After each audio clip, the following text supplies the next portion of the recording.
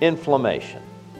You go, well, I know what inflammation is. It's when you get sick and it hurts and it swells and whatever. But this is actually the silent cause of all diseases. Now, how do you reduce your suffering?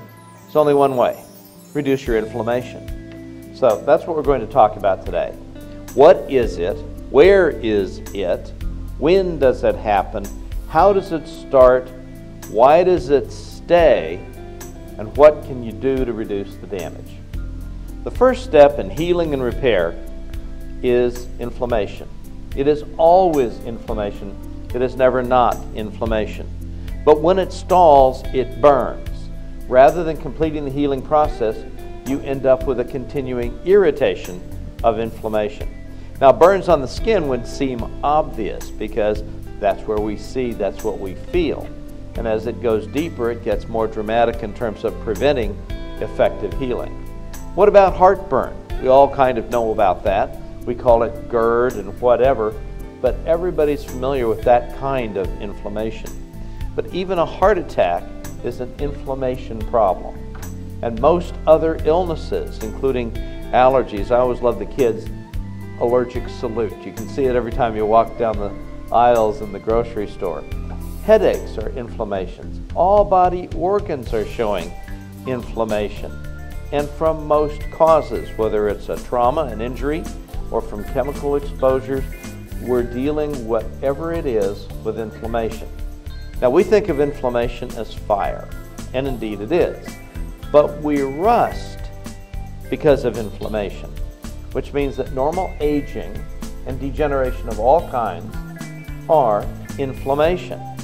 Would it seem to you it's important to learn about this? Yes. Now, we've heard about free radicals. Free radicals are oxidation change. Of course, you know it takes oxygen to run a fire. So oxidation, inflammation, we're talking the same kind of chemistry here. When we talk about free radicals, I always think about Free the Chicago 7, but that dates me. Free radicals are simply chemical compounds that have lost a paired electron. Electrons are friends. They like to go together to the bathroom like girls, okay?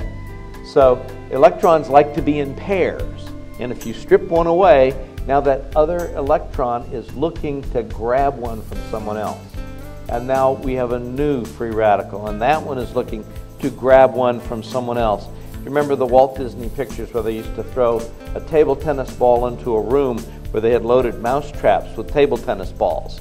One hits another, hits another, hits another, and another. And that's what inflammation looks like. It's inflammation chemistry going out of control. So restoring better health means controlling inflammation for its normal and useful purposes. In other words, healing and repair. And maintaining better health means controlling inflammation for its normal and useful purposes rather than allowing it to cause damage inside you. So what is inflammation? It's the rusting chemistry that wears out and injures every part of your body, no exceptions. So what illness do you have? It doesn't matter. No exceptions. Where is it bothering you? It doesn't matter. No exceptions. Every part of your body, especially your organs, are getting hampered by inflammation. So when you have an impaired organ function, you're told you have a kidney disease, you have a liver disease, you have lung disease, guess what?